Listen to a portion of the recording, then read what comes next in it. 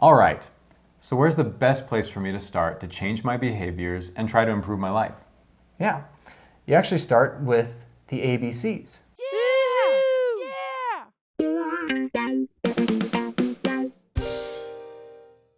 Welcome back to Self-Help. In this video, we're going to be talking about the ABCs of behavior and how you can use them as a springboard for making positive changes. So I think I'm going to ask the question that everyone is asking, but what are the ABCs here? I'm so glad you asked. So they stand for antecedent, behavior, and consequences. We're going to go through each of those. I assume you're going to tell me what antecedent means. And when you boil it down, we're talking about different cues of behavior, different things that lead up to behavior, and different consequences of those behaviors. Okay. So we got the ABCs. We'll go through each of them now, starting with antecedent. So this is where you kind of take an inventory of your day-to-day activities and your day-to-day mood, and you try to recognize what leads up to a certain behavior that you do. So can you help me boil this down, Cam? Because the word antecedent sounds like you pulled it out of a textbook. and being a layman here in psychology, I'm not quite sure I know what that word even is. That's fair. So antecedent means like coming before, or an event that logically occurs before something else. Like anticipate, antecedent. Yeah. Kind of along that same vein. Same okay. root. Yep, Okay. exactly. So you can think of it as like whatever precedes the behavior. But we couldn't do PBC because that's not as catchy as ABC. So we have the antecedent, and that is basically taking an inventory of what happens leading up to a particular behavior. Maybe that's scrolling through social media and comparing yourself to what you're seeing. Ooh. Maybe that is overthinking. Maybe that's making a minor mistake. There's something that leads up to what we're going to be talking about, right? Okay. There's an initial event. It leads up to the B. Leads up to the B, behavior, which is what you then do. Okay. Right? So we're taking an inventory of like, okay, what happens before I do this thing? And then we look at what we actually do. And from here, we need to make an assessment of what we need to do more of and what we need to do less of. That's why the B is important, is because it's going to determine, okay, do I do more of this behavior and I want to increase it? Or do I want to do less of this behavior and decrease it because the C, the consequence, is not what I wanted, or it is what I wanted? I see. I get it. So what we're doing is we're checking to see what is it that leads up to a behavior. Yep. Do I like or dislike the consequences of that behavior? Exactly right. So ABCs, got it. So with consequence, there are two different types of consequences that are going to increase the chances that we're going to do that behavior again in the future. The consequence is getting something that we want, Okay. or if it's avoiding something that we don't want. That makes sense. I feel like there are a lot of science experiments with like mice and stuff Oh, yeah. that kind of demonstrate that, right? Shocking them, giving them cheese, like, right? It's The whole This is slew a of things. basic scientific principle. Exactly, Okay. yeah. People are going to be more likely to do something again in the future if they got something they wanted or avoided something that they don't want. On board, that makes sense. Okay, so the opposite is also true.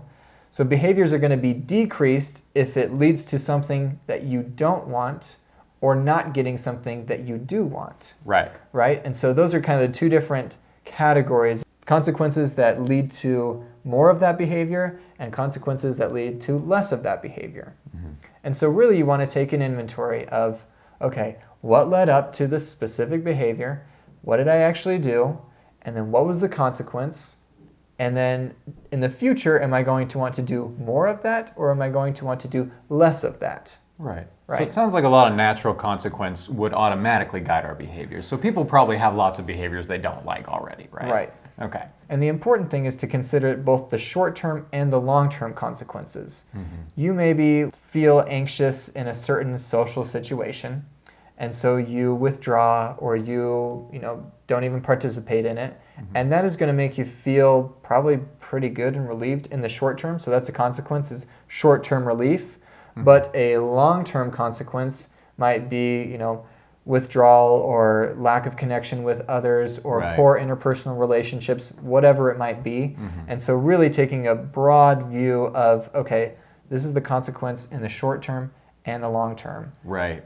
And then trying to determine, okay, is that something I actually want? Right, you have to kind of weigh the outcomes here, right? Right. Like if you really don't care about being invited to parties, then you probably will keep doing that. But if you're like, man, I really want to keep hanging out with my friends, just this one, so you gotta, I get that. You gotta Right. weigh the consequences.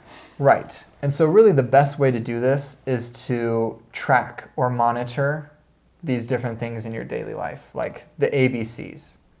And there are some really good apps out there that are free. I'm actually going to link a lot of those in the description below. There's also worksheets that a lot of therapists usually hand out. You can track your mood, track what different behaviors and different things led up to that mood. So basically, tracking these different elements of the ABCs and then being able to see a pattern over time of how these ABCs fit into how you feel.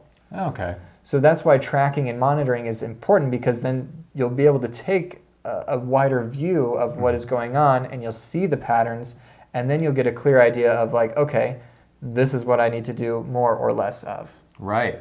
So like I said, those will be in the description below and you can catch those and hopefully they'll help you. Right. So if I understand kind of what we talked about so far, and in relation to past videos that we've done, is that perhaps you have a negative state of emotion generally, right? Okay. You're just depressed, right? So what you would do is you do the ABCs, right? You would assess the things that lead up to behaviors that consequently cause you to have that emotion, right? Lead me through this, Cam. Okay. Show me if someone comes to you who says, I'm sad all the time. How are you going to lead them through the ABCs? Yeah. I'll say, okay, when you wake up in the morning, what happens? And they'll say, oh, well, I grab my phone and I start scrolling through Facebook and I see a lot of the people who I graduated high school with, and they're, married, they have families and jobs and stuff, and it makes me feel really, really bad and really guilty, and it makes me feel a lot of shame, right? So that's kind of what leads up to, and then I say, okay, and what does that cause you to do, or what do you usually do when you're feeling that way? And they usually say, well, and I don't really feel like getting up out of bed, don't feel like showering or brushing my teeth or really doing anything, and I just kind of play on my phone all day or just kind of sit around my room or watch TV, right? And so then I ask, okay, and then at the end of the day, how do you feel? And it's almost always they're feeling pretty crappy. So that is walking through the ABCs in more of a practical sense. That makes a lot of sense to me. And I feel like this is a very practical tool, because if you're not checking in on the background of a problem, right, and you're just taking it for face value of this is just sadness, right? Right. Then you're gonna pull bad roots, right? You're gonna find things that aren't necessarily the root cause of it. Right. But doing this activity gives you something to work with. Exactly. It can actually change things. I love this. I think this is a great way to get in and to make positive changes in our lives. I'm glad. That's Yeah. good. Thank you guys so much for watching. Be sure to hit subscribe. And next video, we're going to talk about activity scheduling, which is a very specific strategy to changing your behaviors. We'll see you then.